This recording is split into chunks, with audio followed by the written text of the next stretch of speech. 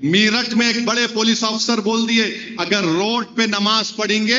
दोस्तों, मेरठ पुलिस से MIM party के प्रमुख बैरिस्टर जनाब असदुद्दीन अवैसी साहब लिया पंगा। पिछले दिनों मेरठ पुलिस एक फरमान जारी की थी, अगर मुस्लिम समाज के लोग सड़कों पर नमाज पढ़ेगा तो उनका पासपोर्ट जब्त कर लिया जाएगा। दोस्तों, इसको लेकर एमआईएम पार्टी के प्रमुख बैरिस्टर जनाब असदुद्दीन अवैसी साहब मेरठ पुलिस के ऊपर जबरदस्त हमला किया है। एमआईएम पार्टी के प्रमुख बैरिस्टर जनाब असदुद्दीन अवैसी साहब मेरठ पुलिस के ऊपर क्या हमला किया है, सबसे पहले आप असदुद्दीन अवैसी साहब को सुनिए। मीरठ में एक बड़े पुलिस अफसर बोल दिए, अगर रोड पे नमाज पढ़ेंगे तो तुम्हारा पासपोर्ट कैंसल, तुम्हारा गन लाइसेंस कैंसल। अच्छा, जो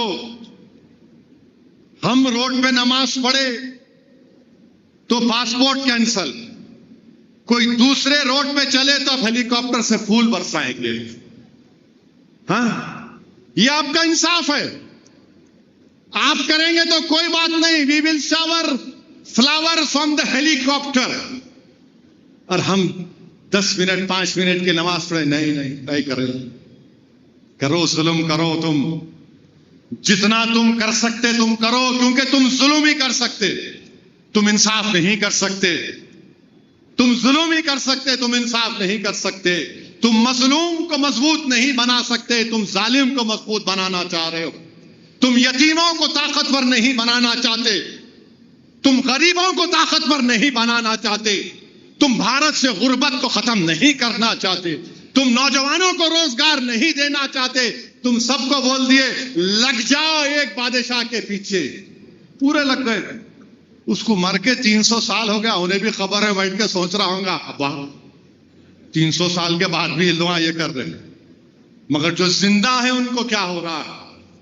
हिंदू बच्चे हैं, सबसे ज्यादा नौजवान हिंदू हैं भारत में, उनकी नौकरी कुछ नहीं है। तो बीजेपी बोल दी बेटा लग जाओ इसके पीछे, लग जाओ इसके पीछे। बाबर को कौन बुलाए वो दुनिया जानती। बाबर को बुलाने वाले हम नहीं बुलाए, बाबर को कोई और बुलाए थे।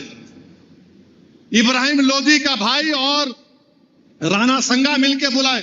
अब ये और बात है, बाबर की नीयत खराब हो गई जीतने के बाद, मैं नहीं जाता हूं यहां से। अब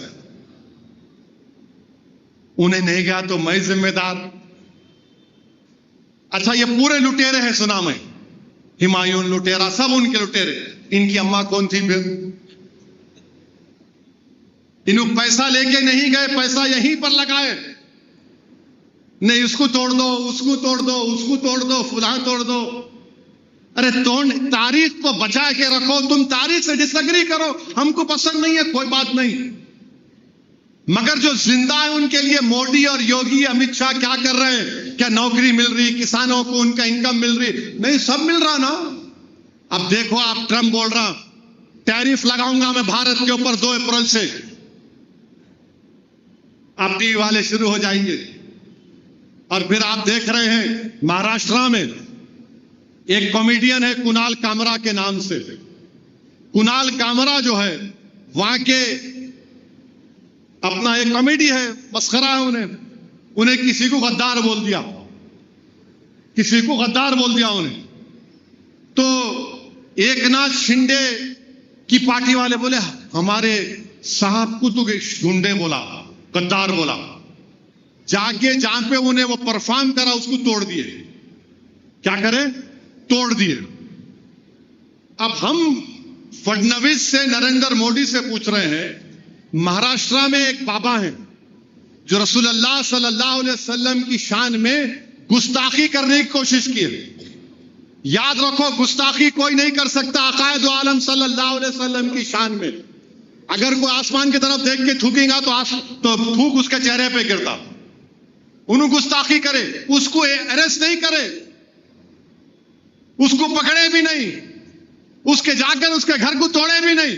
मगर यहां पर क्योंकि Eknath Shinde deputy chief minister है, उन्हें बोला, नाम तो नहीं लिया उन्हें, मगर ये लोग माने निकाल लिए। आपके गुंडे जाके वो जगह को तोड़ दिए। हम योगी और फडणवीस से पूछ रहे हैं, क्या आप इन तोड़ने वालों का घर तोड़ेंगे? इरफान अंसारी नागपुर में सर पे मार के उसको शहीद कर दिए, 3 लोग को गिरफ्तार किया, उनके घर तोड़ेंगे आप? किसका घर तोड़ रहे हैं आप? सिर्फ मुसलमानों का तोड़ रहे हैं। जो लोग जाकर धमकी दिए कुणाल कामरा को, जहां पे हुआ तोड़े, उनको कुछ नहीं, घर में उनको पुलिस स्टेशन में बेल मिल गई। ऐसा दिख रहा कि पुलिस स्टेशन उनका मायका था। हजरत सुसरे मिल्लत बैठे थे, आजा दामाद, अरे करके जा। याद रखो, कोई इख्तिदार पर ज्यादा रहने वाला नहीं है। भारत में बादशाहों के महलात वीरान है। वो वीरानी पुकार कर कह रही कि एक जमाने में बड़ी आला शान इमारत होती थी, तुम्हारे भी महलात वीरान होंगे, मगर सुनहरे हुर्फों में तुम्हारी नाइंसाफी और जुल्म की दास्तान को लिखा जाएगा। तुम्हारी नाइंसाफियों को लोग सुबह कयामत तक याद रखेंगे। और अगर तुम ये समझ रहे हो कि हम झुक जाएंगे, हम वो कौम हैं जो सिर्फ अल्लाह के आगे झुकते हैं, वक्त के यजीदों, फिरौनों और वजीर आजमों के सामने नहीं झुकते हैं। हम नहीं झुकने वाले हैं। हम मुकाबला करेंगे जमहूरी तरीके से। तुम जुल्म पे जुल्म ढाते जाओ। 5 साल से हमारे बच्चे जेलों में, बेल नहीं होती।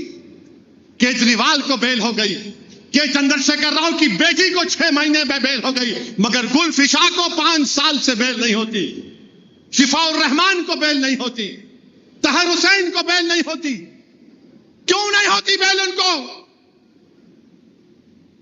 क्या हमारा मुकद्दर सिर्फ घर का डेमोलिशन, हमारा मुकद्दर गोली खाना, हमारा मुकद्दर मस्जिदों को हमारे छीन लेना, हमारा मुकद्दर हमारे बच्चे यतीम होना और उनके माँ बाप अपने बच्चों को जेलों में देखते देखते खबरों में चले जाते?